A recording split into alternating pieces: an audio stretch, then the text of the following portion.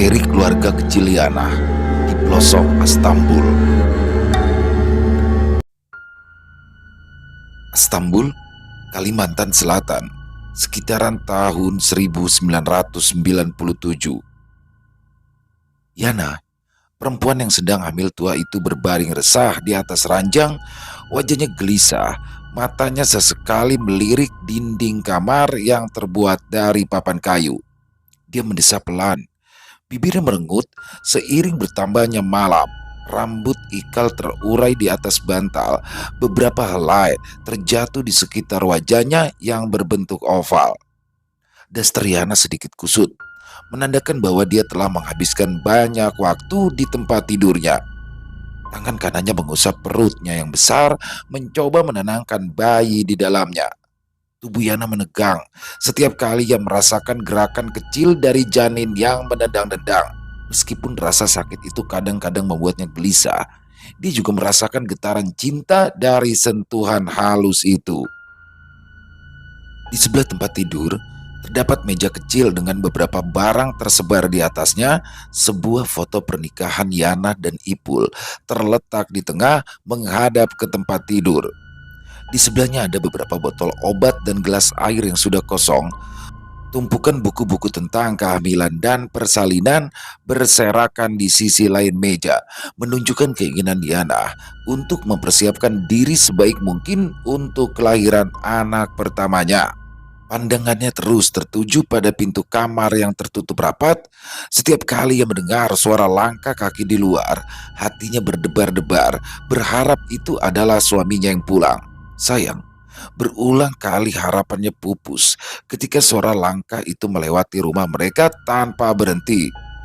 Waktu berlalu dengan lambat, dan bayangan di dinding kamar menjadi semakin panjang. Yana mulai merasakan kelelahan di sekujur tubuhnya. Tapi ketidakpastian tentang keberadaan Ipul membuatnya sulit untuk tidur dengan nyenyak. Dia memejamkan matanya sejenak, berharap dapat mengusir lelah walau hanya sebentar. Namun bayang-bayang Ipul yang belum juga datang membuatnya kembali membuka mata. Tiba-tiba dia mendengar suara memegang gagang pintu. Mata Yana langsung membelalak lebar, hatinya berdebar kencang. Dengan hati-hati, dia mulai duduk di tepi ranjang, berharap bisa mendengar langkah kaki yang akrab di telinganya. Akan tetapi Yana kembali kecewa. Ternyata tidak ada yang datang, malam pun semakin larut. Hatinya merasakan kekecewaan yang mendalam. Meskipun begitu, ia menolak untuk berputus asa. Tidak apa-apa, Kaipul mungkin hanya terlambat pulang karena dagangannya belum habis, ujar Yana sambil mengambil kain tapi bahalai, bahasa Banjar untuk menyebut jarik batik yang tersampir di kepala ranjang. Ia menggunakan tapi bahalai untuk menutupi bahunya yang terbuka. Kain itu bermanfaat untuk mengusir angin dingin ketika ia keluar rumah. Dengan tangan gemetar karena gelisah, Yana mulai membuka pintu kamar. Kakinya sedikit sulit melangkah karena usia kandungan yang semakin tua. Ia berjalan menuju ruang tamunya yang sepi. Cahaya remang-remang lampu jalan menyinari teras rumah, menciptakan bayangan yang menakutkan di sudut-sudut ruangan. Yana merentangkan tangannya di sepanjang dinding, mencoba mencari pijakan yang stabil. Bukankah aku sudah beberapa kali bilang pada Kak Ipul agar jangan pulang terlalu malam? Lebih baik lagi kalau dia berjualan mulai sore, jadikan dagangan yang cepat habis. Tapi dia keras kepala, masih saja bersikeras berjualan setelah maghrib. Yana menggerutu sambil membuka pintu depan. Angin malam menyapu wajah Yana dengan lembut. Ia mendongak ke atas, menatap langit di atasnya yang penuh dengan bintang. Tidak ada rasa takut dalam hatinya.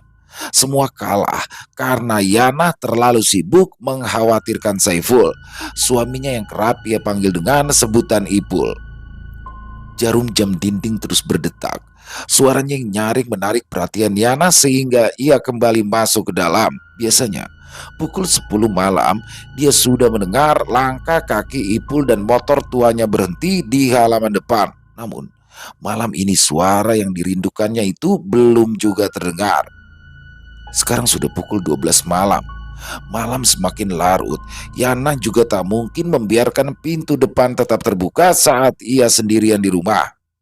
Yana memilih duduk di kursi ruang tamu, punggungnya tegang, matanya sesekali melirik pintu depan sambil memasang telinga, benaknya berputar, mencoba mencari penjelasan atas kepergian yang lama dari suaminya. Mungkin ada masalah dengan baksonya atau mungkin dia terjebak obrolan tak ada habisnya dengan pelanggan yang sudah dikenalnya dengan baik. Yana berdiri dari kursinya, lalu ia meraih radio yang biasa diputar untuk mengusir rasa sepi. Tangannya mulai memutar knob radio, menyalakannya, lalu mencari frekuensi radio yang mungkin masih ada siaran malam. Payah, ujar Yana sambil mematikan radio. Ya, tidak ada stasiun radio yang masih siaran. Yana kembali duduk bertopang dagu. Wajahnya cemberut karena gagal mencari hiburan. Tanpa sengaja, sudut matanya memandang figura berisikan foto pernikahan yang tergantung di dinding. Senyum tipis melintas di bibirnya saat dia mengingat momen-momen bahagia di masa itu. Foto itu menunjukkan momen peristiwa mereka berdua, keduanya bersanding di pelaminan dengan pakaian adat Banjar berwarna kuning sari gading. Ronce bunga melati menjadi mahkota rambut Yana hari itu. Dia kembali tersenyum begitu mengingat hiasan bunga melati yang menjadi rebutan di akhir pesta pernikahan. Ipul yang tak bisa duduk diam terpaksa menahan diri di pelaminan bersanding berdua dengan Yana. Mereka menyaksikan atraksi kuntau, bela diri ala Banjar yang diadakan untuk memeriahkan acara. Alat musik sarunai diiringi babun dan gamelan memeriahkan pernikahan Yana dan Ipul. Penonton bersorak saat dua petarung kuntau mulai mengeluarkan jurus andalan masing-masing. Senyum Yana semakin mengembang saat teringat wajah canggung dari Ipul di hari pertama setelah mereka menikah.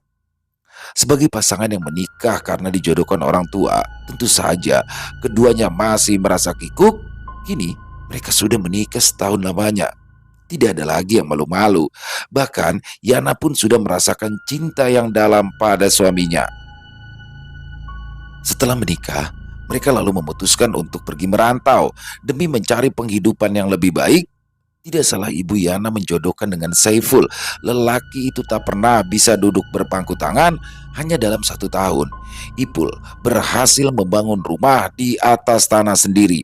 Meski baru terbuat dari papan sibitan yang memiliki ukuran tak seragam, setidaknya mereka sudah memiliki rumah sendiri. Yana berdiri dengan susah payah. Tangannya terulur untuk mengambil figura di dinding. Figura kaca itu sudah berada di tangan Yana ketika terdengar suara ketukan keras di pintu. Prang! Yana memejamkan mata, merasakan tusukan tajam kaca figura yang menancap di kakinya, sementara pecahan yang lain berhamburan di lantai sekitarnya. "Siapa?" tanya Yana gusar. Darah mulai merembes dari luka terbuka di kakinya, namun Yana tak punya waktu untuk sekedar mengusap darah tersebut karena pintu terus diketuk.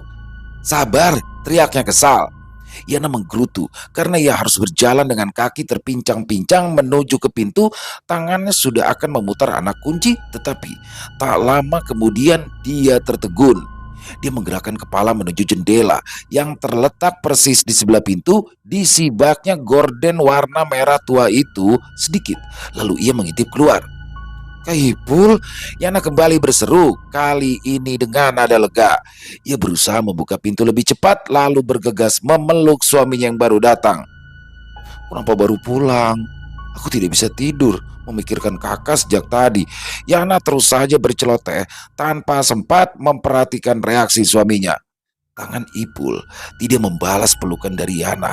Dia hanya bergumam tak karuan, sementara wajahnya terlihat kaku jauh berbeda dengan senyum lembut yang terukir di wajah Yana. Yana mulai membimbing suaminya masuk ke dalam. "Hati-hati melangkahnya ya kak. Aku tadi sedang mengamati foto pernikahan kita tapi figuranya jatuh karena kamu tiba-tiba datang. Figuranya jatuh berantakan seperti itu." Ibu lagi-lagi hanya bergumam. Dia bahkan tidak menatap ke arah luka yang ada di kaki Yana saat istrinya merengek minta perhatian. Yana lalu melepas lengan Ipul yang tadinya masih ia gandeng. Ada sedikit rasa kecewa karena sang suami sama sekali tidak peduli pada lukanya. "Aku akan membersihkan semua kepingan kaca dulu," ujar Yana pelan, sambil menelan dalam-dalam rasa kecewanya. Dia kembali tersenyum, tetapi memilih tidak lagi menggandeng tangan suaminya. Ipul melirik ke arah Yana. Ia lalu melepaskan kaos, melemparkannya ke sembarang arah, lalu pergi ke dapur. Mata Yana terbelalak. Apa yang salah dengan suaminya malam ini? Dia bertingkah aneh, mulai dari tidak memperdulikan ucapan Yana sampai melemparkan baju sembarangan, bukannya disimpan dalam ember seperti yang biasa ia lakukan. Aku akan memanaskan sayur. Yana berbicara dengan sedikit terburu-buru, diraihnya baju kotor Ipul. Bau tak sedap menguar dari kain yang basah karena keringat itu. "Tidak usah," Saiful berbicara juga akhirnya. Tetapi kata yang dia ucapkan justru membuat wajah Yana kembali muram. Ipul lalu masuk ke dalam kamar mandi. Pintu yang terbuat dari seng menimbulkan suara berisik. Begitu Saiful menutup pintu, ia memutuskan untuk mandi tanpa sepatah kata pun. Sementara Yana masih terpaku menatap kepergian suaminya yang bertingkah ganjil, dia seakan bertemu dengan orang yang berbeda. Seakan-akan lelaki itu bukanlah Saiful bin Karya yang telah menjadi suaminya setahun terakhir ini. Ia menggelengkan kepala, mengusir semua pikiran buruk yang hinggap di benaknya. Mungkinkah Ipul hanya kelelahan? Selepas berkata demikian, Yana pun lalu mengambil sapu ijuk yang tergantung di balik pintu. Ia menyapu pecahan kaca yang berserakan di ruang tamu. Gerakannya cukup lincah, walau sesekali terhalang perut yang membuncit. Dari luar, dia bisa mendengar suara percikan air yang membasahi lantai kayu. Mungkin Ipul sedang mandi karena badannya terasa kotor. Yana menghela nafas berat. Biasanya suami Yana itu lebih memilih mandi di sumur daripada menghabiskan air yang sudah susah payah dibawa Yana pulang ke rumah. Air itu sedianya digunakan Yana untuk keperluan besok pagi agar dia tidak repot-repot menimba air ke sumur lagi. Biarlah, sepertinya dia memang benar-benar kecapean. Yana kembali mengucapkan kalimat senada untuk sekedar menghibur hatinya. Selesai menyapu, Yana duduk seorang diri di meja makan yang sunyi. Matanya terpaku menatap piring yang belum tersentuh di depannya. Dia biasa makan malam bersama Ipul setelah suaminya itu pulang berjualan. Dia nyaris berteriak ketika tiba-tiba saja pundaknya disentuh kulit Ipul yang dingin, membuatnya bergidik sehingga tanpa sadar Yana berusaha menghindar. Namun Ipul juga tak berhenti begitu saja. Ia lalu menarik pinggang Yana, memeluknya erat dari arah belakang. "Kamu mau kemana?" bisik Ipul sambil menggerakkan pelukan. "Pakai baju dulu, Kak. Jangan sampai kamu masuk angin." Yana menggeliat dari pelukan Ipul. Sia-sia saja. Dia tidak bisa melepaskan diri dengan mudah. Ipul menyuruhkan kepala di leher Yana, menghirup aroma wangi perempuan yang sedang hamil tua itu. "Aku suka sekali baumu." Bulu roma Yana merebang seketika. Dia ingat petua ibunya bahwa para makhluk halus sangat menyukai aroma perempuan hamil. Dia kembali memberontak, tetapi Ipul tak memberikannya kesempatan. Lelaki itu lalu mengangkat Yana, menggendongnya mesra masuk ke dalam kamar selayaknya sikap pengantin baru yang sedang berbulan madu. "Kakak, aku aku sedang tidak enak badan," elak Yana yang segera memahami keinginan Ipul. Suaminya itu mengedipkan mata ke arah Yana. Ia tidak menggubris penolakan halus yang berusaha Yana lontarkan. Saiful lalu mematikan lampu minyak, membuat kamar menjadi gelap gulita. Ia lalu naik ke atas ranjang. Derit ranjang terdengar keras, seakan tak sanggup menahan bobotnya. "Kak, besok saja ya." Yana merintih sambil bergeser menjauh. Badannya kini sudah tersudut di tepian ranjang, terhimpit antara dinding dan Ipul yang terus saja mendekat. "Aku mau sekarang," geram Ipul. Tangannya bergerak cepat, merobek daster tipis Yana hingga istrinya memekik terkejut. Ipul tak peduli. Ia lalu memeluk Yana erat-erat sehingga istrinya tak lagi bisa menolak. Malam pun berlalu. Yana baru terbangun ketika matahari sudah tinggi di langit. Badannya terasa pegal di hampir semua bagian sehingga ia tak bisa langsung bangkit dari tempat tidur. Yana menatap sobekan daster yang tersebar di atas ranjang, keningnya berkerut. Teringat akan ganasnya Ipul tadi malam saat mencumbuinya. Ia berusaha bangun walau dengan susah payah, lantas mengumpulkan sisa daster yang sudah tercabik-cabik, matanya sedikit memanas, hidungnya kembang kempis menahan tangis. Apa ini? Bisiknya seraya mengamati selai rambut yang berada di sela-sela bantal. Rambutku tidaklah sependek ini. Yana meraih rambut berwarna hitam itu, mengamatinya lebih jelas, rambut Yana ikal dan tipis. Sedangkan rambut yang baru saja ia temukan lebih mirip seperti ijo kasar. Hidung Yana mengendus bau tak enak. Dia pun lalu mendekatkan rambut itu ke hidung. Baunya seperti singkong bakar bercampur aroma busuk. Isi perut Yana langsung bergolak hebat, membuatnya buru-buru turun dari ranjang hanya untuk pergi ke jendela lalu memuntahkan semua makanan yang belum sempat dicerna tadi malam.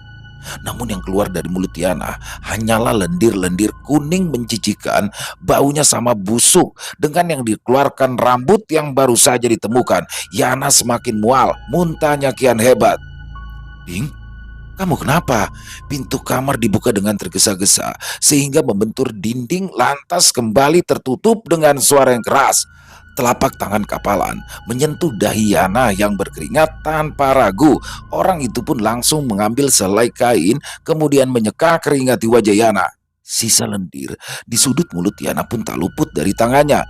Ia terus membersihkan Yana sambil bergumam menenangkan. Ah, aku kira kamu sudah tidak muntah-muntah lagi setelah hamil 8 bulan begini. Ipul memandangi Yana sekali lagi demi memastikan keadaan istrinya sudah lebih baik. Ayo, keranjang, kamu berbaring saja dulu. Nanti aku akan buatkan segelas teh manis. Bujuk Ipul seraya membantu istrinya berdiri, namun uluran tangan Ipul langsung ditepis oleh Yana. Mata istrinya bergerak gelisah mendengar Ipul berencana mengajaknya kembali keranjang. Kakak masih belum puas dengan yang semalam? Tanyanya getir. Ipul memandang Yana dengan heran. Apa maksudmu? Yana menggigit bibirnya. Ia kembali mundur agar tak terlalu dekat dengan Ipul. Bukankah tadi malam kakak sudah bersamaku semalam penuh? Aku kurang paham. Apa sebenarnya yang kamu katakan? Ipul tak berusaha mendekati Yana. Firasatnya mengatakan agar membiarkan Yana mengambil jarak sampai dengan ia tenang. Jangan pura-pura lupa, Kak. Yana lalu mengangkat dasternya yang sudah compang-camping. Tadi malam kakak memaksaku, bahkan sampai tega, merobek baju daster kesayanganku. Hah? Tadi malam aku tidak pulang. Yana tertegun, bibirnya terbuka, lalu tertutup lagi, wajahnya semakin bertambah pucat, begitu tahu jika Ipul tak pulang semalam. Aku tadi malam itu menginap di pos ronda desa sebelah. Motor kita rusak, sedangkan bengkel juga sudah tutup. Aku tidak mungkin mendorong motor sampai ke rumah. Tapi meninggalkannya di pos ronda juga bukanlah keputusan yang tepat. Jadi aku memilih tidur di sana sambil menunggu pagi. Ipul segera menjelaskan kepada istrinya bahwa dia tak bisa pulang tadi malam. Bohong, bohong. Walau dia sangat marah, Yana tak berani mengangkat suaranya lebih tinggi. Ajaran ibunya yang selalu mengingatkan Yana agar bertingkah lembut di hadapan sang suami sudah mendarah daging. Buat apa aku berbohong? Ipul keheranan karena dituduh berbohong tanpa alasan. Coba kamu lihat, aku ini masih pakai baju yang sama. Aku itu baru sampai di rumah ketika mendengar kamu muntah-muntah. Untung saja kamu tidak mengunci pintu luar, jadi aku bisa langsung masuk. Darah Yana berdesir saat ia mulai mengamati pakaian suaminya. Kaos lengan panjang itu memang sama dengan kaos yang dipakainya kemarin saat berjualan. Lalu, siapa yang tadi malam datang? Badan Yana terasa goyah, pandangannya mulai menggelap. Sesaat kemudian dia sudah tidak ingat apa-apa lagi. Ia hanya mendengar suara Ipul yang panik sebelum dia kehilangan kesadaran sepenuhnya. Ipul kalang kabut melihat istrinya mendadak pingsan. Dia segera berlari ke rumah tetangga mereka meminta bantuan untuk menyadarkan Yana. Tetangga mereka datang tergopoh-gopoh. Ia lalu menyuruh Ipul untuk menggosokkan sedikit minyak putih di hidung Yana. Sementara kaki Yana langsung dibaluri minyak tanah yang sudah diberikan potongan bawang merah. Baunya menyengat tajam, tetapi tetangga Ipul meyakinkannya bahwa itu manjur untuk membuat Yana merasa lebih nyaman. Dan benar saja, tidak lama kemudian kelopak mata Yana terbuka. Ia lalu menatap Ipul dengan tatapan nanar. Air mata menetes dari kedua sudut matanya. "Kamu belum makan kah?" Tetangga mereka yang bernama Acil Ida itu berbicara lebih dulu dari Ipul. "Ibu hamil sepertimu, jangan sampai lupa makan. Bisa fatal akibatnya." Yana mengangguk pelan. Ia duduk bertumpu. Beberapa buah bantal yang diletakkan di belakang punggungnya. Ipul berdiri resah di dekat istrinya. Ada banyak hal yang ingin ia tanyakan. "Kenapa kamu malah diam saja di sini? Ayo, cepat masak nasi, lalu ambil telur itik di rumahku. Rebuslah untuk teman makan istrimu."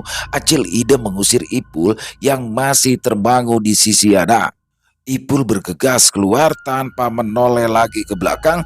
Dia takut untuk membantah Acil Ida yang sudah dianggapnya sebagai bibi sendiri. Acil Ida memandang Yana dengan tatapan serius. Ia membantu perempuan itu minum tanpa mengalihkan tatapannya. "Ada apa, Cil?" tanya Yana risih. Suaranya masih terdengar lemah. "Tadi malam kamu keluar rumah sendirian lagi." Acil Ida meletakkan gelas di atas meja. "Kak Ipul belum datang sampai tengah malam. Aku gelisah, Cil. Takut terjadi apa-apa padanya." Yana menjawab pelan. "Jadi kamu nekat keluar untuk menungguinya?" Acil Ida melirik perut Yana yang sudah semakin besar. "Bukannya Acil sudah beberapa kali memperingatkanmu agar tidak bersikap sembrono. Ingat, kamu itu sedang hamil tua. Hah? Ada banyak makhluk halus yang mengincar bau tubuhmu yang wangi di penciuman mereka." Yana termenung mendengar nasihat dari Acil Ida. "Suamimu itu juga diberitahu agar jangan meninggalkanmu sendirian setiap malam. Bagaimana coba kalau terjadi apa-apa padamu saat ia sedang berjualan?" Acil Ida menghela nafas berat. "Semoga tidak terjadi apa-apa ya, Cil." Tangan Yana mengusap-ngusap perutnya perlahan. "Lagi pula, tidak mungkin kalau Kak Ipul tidak berjualan. Kami butuh banyak uang untuk biaya melahirkan nanti. Atau begini saja, Yana, kamu tidur di rumahku setelah Ipul berangkat jualan ya." Usul Acil Ida sebenarnya masuk akal, tetapi Yana dan Ipul terpaksa menolak. Mereka sungkan untuk merepotkan perempuan baik hati itu, apalagi rumah Acil Ida juga sudah cukup ramai karena anak dan juga cucunya pun tinggal di sana. Acil Ida pun lalu berpamitan pulang setelah memastikan keadaan Yana baik-baik saja. Sebelum pulang, ia berpesan pada Yana agar selalu membawa jari yangau, gunting kecil, dan yasin. "Di sini tidak ada kuyang, Cil," saut Ipul. Acil Ida melotot pada Ipul yang berani membantahnya. "Bukan hanya kuyang yang harus kalian takuti. Masih banyak makhluk lain yang tidak bisa aku sebut namanya di sini. Jadi sebaiknya kalian tetaplah berhati-hati. Kalau perlu, kamu berjualan lebih siang, Pul, jadi bisa pulang tidak larut malam seperti biasanya." Mereka berdua lalu mengangguk faham. Di sore harinya, Ipul mulai menyusun barang dagangan yang akan dibawanya. Seperti yang dipesankan oleh Acilida, ia berangkat lebih awal agar bisa pulang cepat. "Sebenarnya tadi malam kamu itu kenapa?" Ipul bertanya sambil menyusun botol saus dan botol kecap. "Mungkin aku hanya bermimpi buruk, Kak." Yana ingin sekali menceritakan kejadian yang sebenarnya, tetapi dia takut jika Ipul akan berpikiran buruk tentangnya. Bagaimana kalau Ipul berpikir dia selingkuh? Terlebih lagi, Yana sudah dalam keadaan tak berpakaian ketika Ipul pulang ke rumah. Besar kemungkinan suaminya itu akan berprasangka buruk. "Yakin? Apa tidak ada yang kamu sembunyikan?" Ipul menegaskan sekali lagi. Dia bisa melihat butiran keringat mulai muncul di dahi Yana, pertanda istrinya tengah gelisah karena sesuatu hal. Yana menggeleng. "Sebelum berangkat pastikan motormu tidak bermasalah ya, Kak. Jangan sampai mogok lagi di jalan. Bahaya, karena kamu akan banyak melewati jalanan sepi." Saiful mengiyakan pesan istrinya. Dia memang sudah memastikan mesin motornya tidak bermasalah lagi ketika dibawa berjualan. Bagaimana kalau kau ku antar ke rumah Angelida malam ini?" Tidak usah kak, kasihan Acil Ida karena sudah banyak orang di rumahnya. Yana duduk berjuntai di teras rumah panggung yang tak seberapa tinggi itu. Ingat ya kak, kakak jangan pulang terlalu malam. Ipul mengerti. Itu pula yang membuatnya segera berangkat walau hari belum terlalu sore. Yana masih duduk di tempat yang sama. Ketika motor Ipul mulai hilang di balik tikungan jalan, ia duduk termenung cukup lama, memikirkan ulang kejadian yang menimpanya tadi malam. Andai tidak kasihan pada Ipul, mungkin dia sudah merengek pulang ke kampung halaman. Di sana, Yana merasa lebih aman karena ada keluarga yang akan menjaganya sampai tiba saat melahirkan nanti. Namun Yana tak tega meninggalkan Ipul seorang diri di perantauan, sehingga ia pun terpaksa menyimpan keinginannya dalam-dalam. Yana cukup lama berada di teras rumah. Dia baru masuk ketika hari mulai memasuki senja. Ibu hamil, Pamali, berada di luar rumah saat hari sudah maghrib. Malam itu, Yana memutuskan untuk tidur lebih awal. Perasaan cemas yang berlebihan membuatnya merasa letih dibandingkan hari biasa. Terlebih lagi, Ipul pun juga sudah berpesan agar dia tidak perlu membukakan pintu karena suaminya sudah membawa kunci sendiri. Yana berbaring di tempat tidurnya. Setelah ia menyingkirkan semua selimut jauh-jauh, seiring usia kehamilan yang semakin tua, Yana pun merasa lebih cepat gerah walau di tengah malam sekalipun. Ia memilih memakai daster tipis, bahkan terkadang hanya mengenakan selai kain untuk sekedar menutupi tubuhnya. Di luar hujan mulai turun dengan deras, diiringi oleh angin yang bertiup kencang. Suara deruh hujan bercampur angin membuat Yana semakin tertidur nyenyak. Dia nyaris lupa dengan rasa takut yang sempat dirasakannya semalam. Entah sudah berapa lama hujan turun. Yana terbangun karena merasakan angin dingin masuk ke dalam kamar. Tampes air hujan mulai membasahi meja, sebagian lagi memercik ranjang yang tak jauh dari jendela. Aneh, rasanya tadi sudah kekunci rapat-rapat sebelum senja. Yana bergegas bangun untuk menuju jendela. Tangannya gemetar ketika ia menutup kembali daun jendela yang terbuka. Angin yang bertiup kencang membuat rambut Yana berkibar liar. Begitu pula daster yang dikenakannya. Mendadak terdengar suara gemuruh petir di langit. Yana memekik ketakutan. Kilat terus saling menyambar disusul lampu yang padam seketika karena tiupan angin. Yana tak sempat mengeluh. Dia segera mengunci jendela, memastikan angin tak bisa membukanya lagi. Lantas ia mulai meraba-raba, mencari senter yang biasanya disimpan di meja. Namun sekian lama Yana mencari, ia tak kunjung juga menemukan senter. Yana terduduk di ranjang sambil mengingat-ingat di mana ia menyimpan korek api. Tidur dalam keadaan gelap sama sekali bukanlah pilihan baginya, terutama di keadaan seperti sekarang.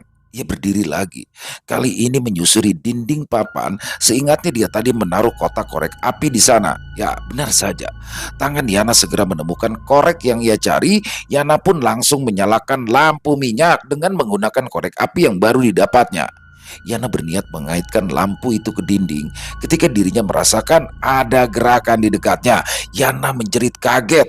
Hampir saja lampu minyak itu terlepas dari tangannya. Di ambang pintu ada sosok Ipul dengan tubuh basah kuyup karena hujan. "Kamu sudah bangun?" ujar Ipul pendek. "Hah, jangan membuatku kaget lagi kak," seru Yana sambil mengusap dadanya yang masih berdetak cepat karena terkejut. "Kamu takut?" Ipul bertanya datar. Ia lalu maju beberapa langkah, tangannya mengembang ingin memeluk Yana. Yana mengangguk.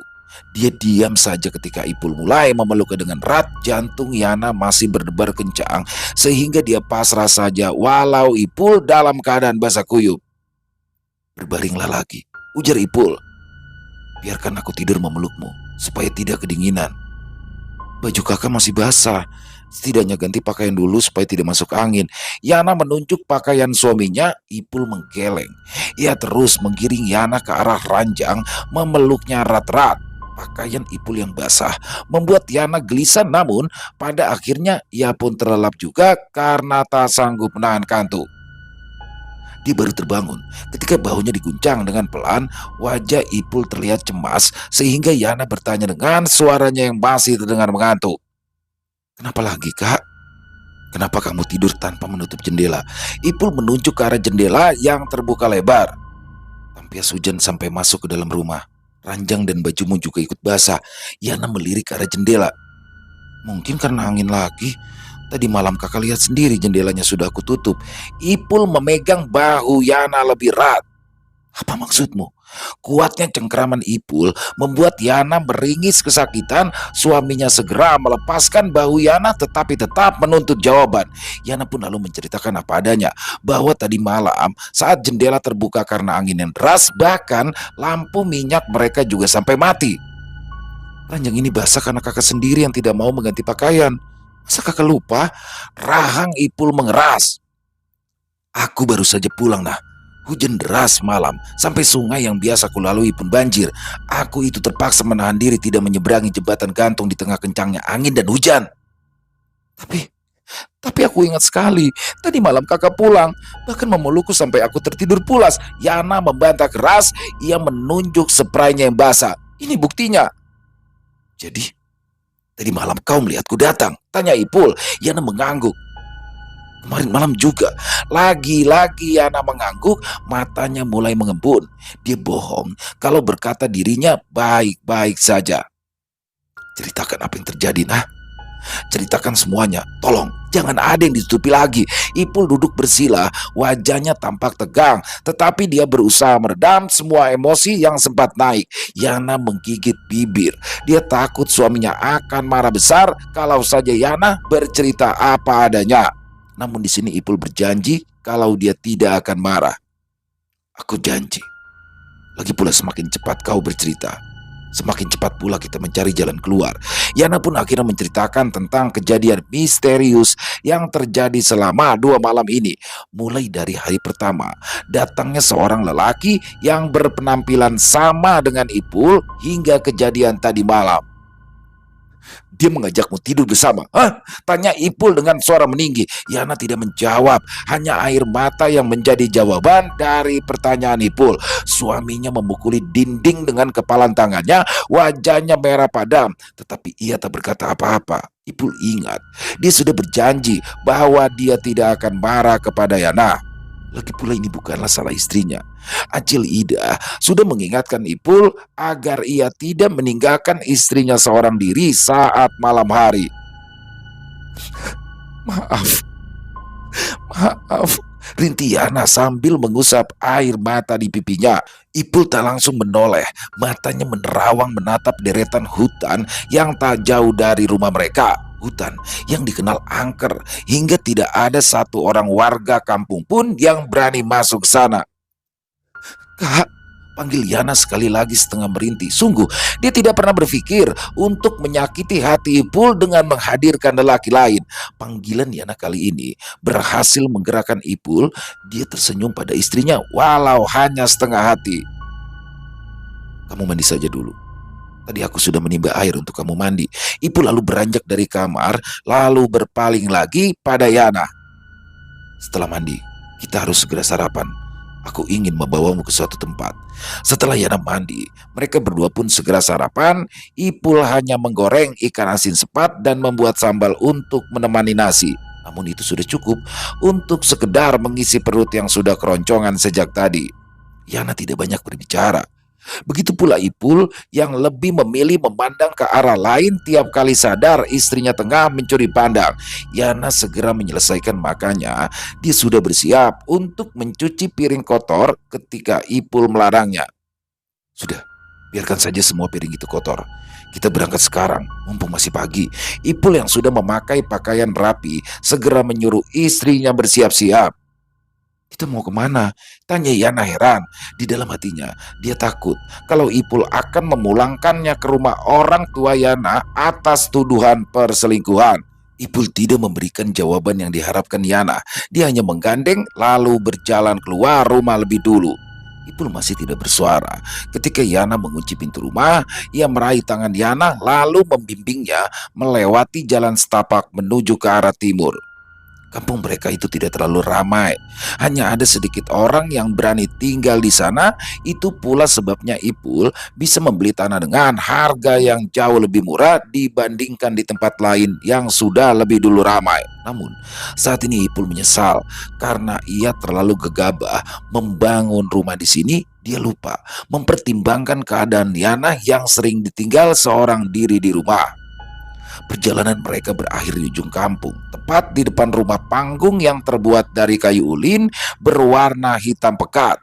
Rumah tua itu dikelilingi oleh pohon mangga dan pohon rambutan yang ukurannya melebihi pelukan orang dewasa. Tidak ada daun yang berserakan di halaman. Ciri pemiliknya sangat apik dalam menjaga kebersihan. "Kai Amran," bisik Yana pada Ipul. Ipul menggandeng Yana menaiki tangga kayu yang sedikit curam. Tidak lama kemudian, mereka pun sudah berada di beranda rumah yang luas. Beranda itu dilengkapi dengan kursi-kursi kayu yang tampak nyaman dan sederhana. Di sekeliling beranda terdapat pot-pot bunga yang dirawat dengan baik. "Assalamualaikum, Kai," sapa Ipul pada pemilik rumah. "Waalaikumsalam," sahut lelaki yang sedang duduk di salah satu bangku kayu. "Ada apa? Pagi-pagi begini kamu sudah kesini, Pul?" Lelaki yang mengenakan sarung dan baju koko putih itu segera menyuruh Yana dan Ipul untuk duduk di salah satu bangku kosong. Ipul memandang Yana yang duduk di sebelahnya.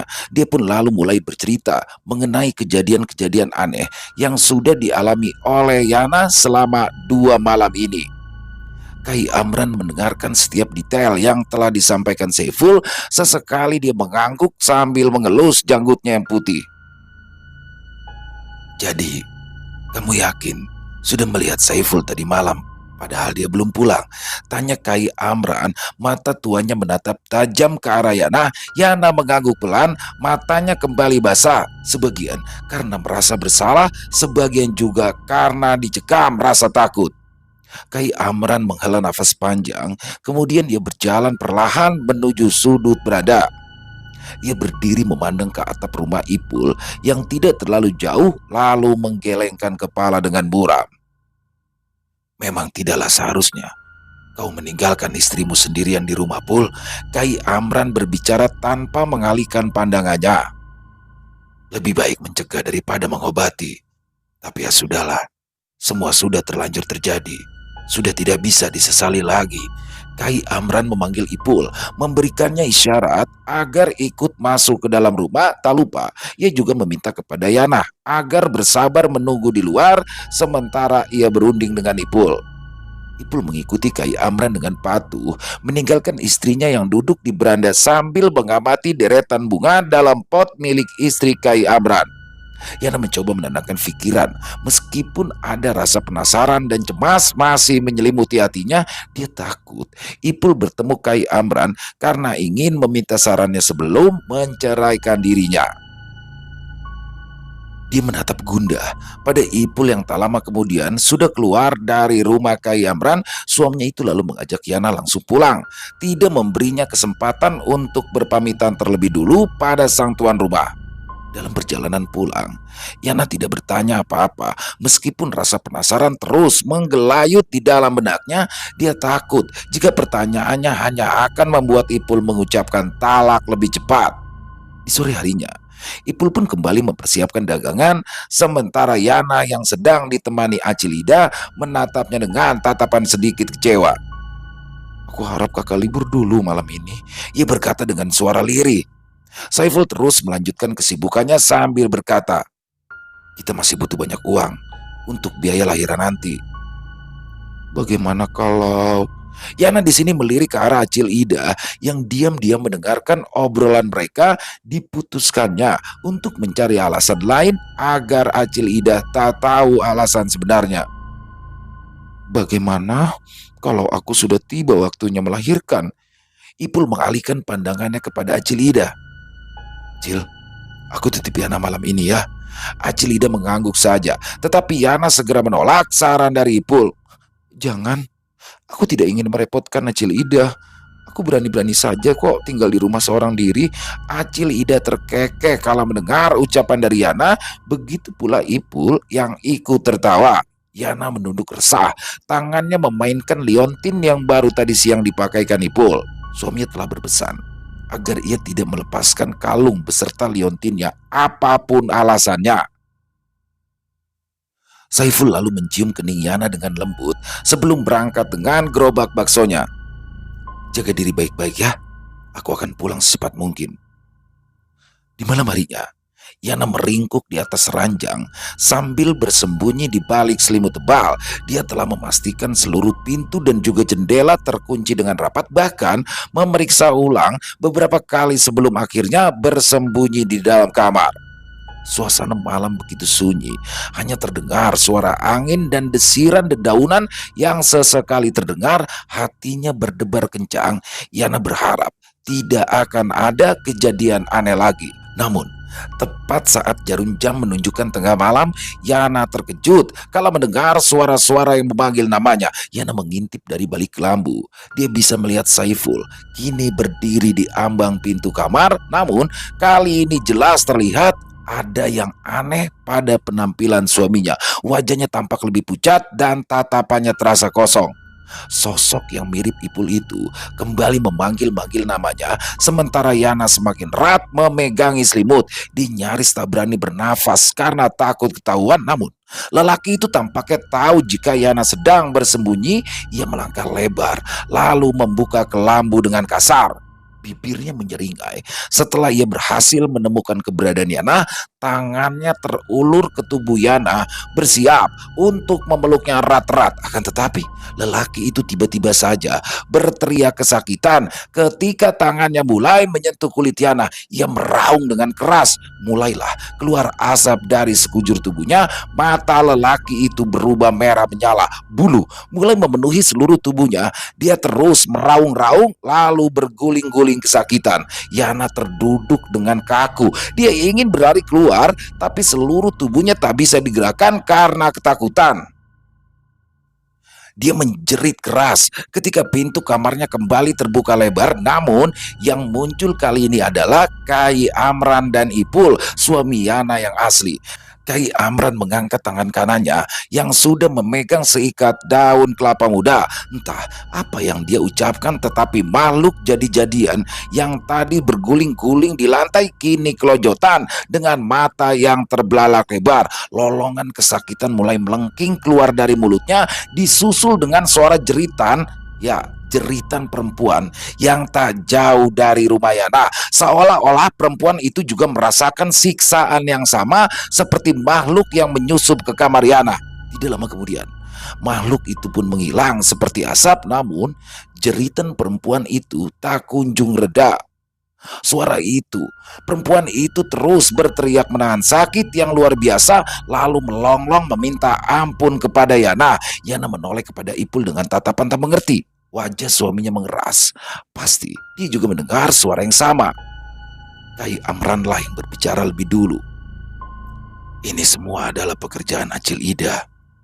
Dia itu iri melihat kalian yang baru 1 tahun tinggal di sini, tapi sudah bisa membangun rumah sendiri.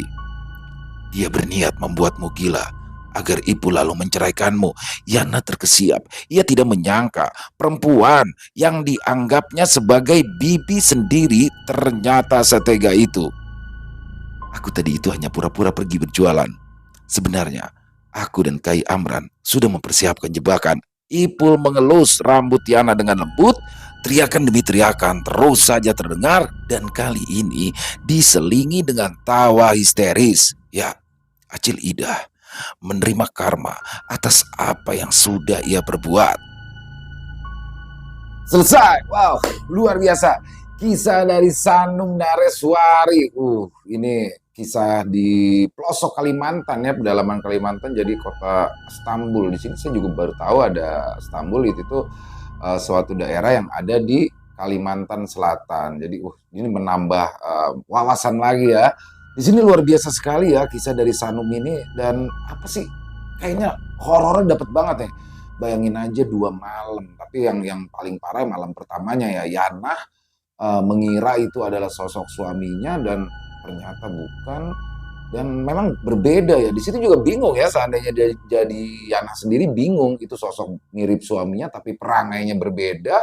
Dan memang setahu Yana, seorang istri wajib melayani suaminya jika memang suaminya sudah meminta. Ya, tapi di sini bukan salah Yana ya. Tadinya di awal saya pikir kok ini kan kalau biasanya gangguan-gangguan seperti ini kalau yang pada umumnya adalah genderuwo ya, genderuwo yang biasanya mengincar ibu yang sedang hamil muda. Di sini memang sering kali begitu. Dan ini kan hamil tua, ternyata itu adalah kiriman dari orang yang paling dipercaya selama ini. Alhamdulillah ada Kai Amran ya yang bisa menolong Ipul dan juga Yana. Akhirnya terbongkar semua misterinya. Siapakah sosok yang sudah mengirimkan gangguan itu? Ternyata tetangganya sendiri yang selama ini ternyata berpura-pura baik. Luar biasa sekali, banyak sekali hikmah yang bisa kita ambil dalam kisah barusan, yang pasti salah satunya adalah ya mungkin ya dalam situasi hamil tua seperti itu ada baiknya diungsikan dulu ke rumah orang tua, ataupun kalau saya juga sama ya pernah begitu ya, atau orang tuanya yang datang jadi menunggui selama, biasanya sih di bulan terakhir tuh ya, menjelang gitu, untuk menambah rasa aman dan rasa nyaman ibunda yang sedang hamil ini. Mungkin itu sih ya salah satu hikmah baik yang bisa kita ambil.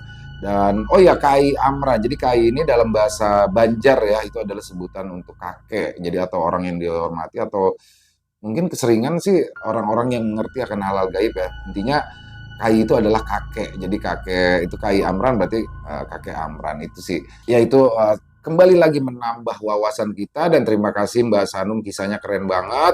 Dan semoga saja kisah barusan bisa menghibur semua teman-teman semua ya, pecinta penikmat horor misteri, lebih khususnya lagi kepada para subscriber dari channel Ilo Bercerita. Buat yang punya komentar lain silakan bisa dituliskan di kolom komentar, ataupun hanya sekedar saling menyapa. Insya Allah kami akan membalasnya satu persatu. Kami juga ingin mengucapkan terima kasih kepada seluruh teman-teman yang sudah selalu setia mendukung channel kami, yang sudah selalu hadir di setiap harinya. Karena kehadiran teman-teman lah kami selalu bersemangat berkarya di setiap harinya. Buat yang suka dengan videonya, bisa diklik tombol like-nya, tombol jempolnya.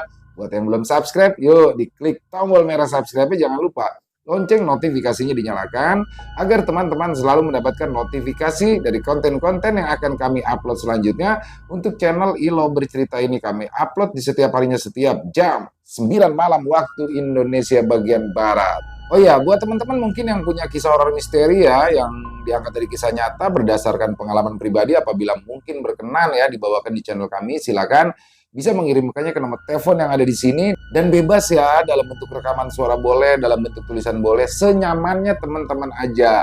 Buat yang sudah mengirimkan kisah, kami ucapkan terima kasih. Dan di akhir kata, saya Ilo mengucapkan permohonan maaf apabila mungkin dalam pembawaan kisahnya barusan ada kata-kata saya yang salah, ataupun ada kata-kata saya yang mungkin kurang berkenan di hati teman-teman. Saya mohon dibukakan pintu maaf yang seluas-luasnya. Sampai berjumpa lagi di konten-konten kami selanjutnya yang pasti tidak kalah serunya, yang pasti tidak kalah horornya. Masih bersama saya Ilo di channel Ilo Bercerita. Salam sehat, sukses selalu untuk kita semua. Wassalamualaikum warahmatullahi wabarakatuh.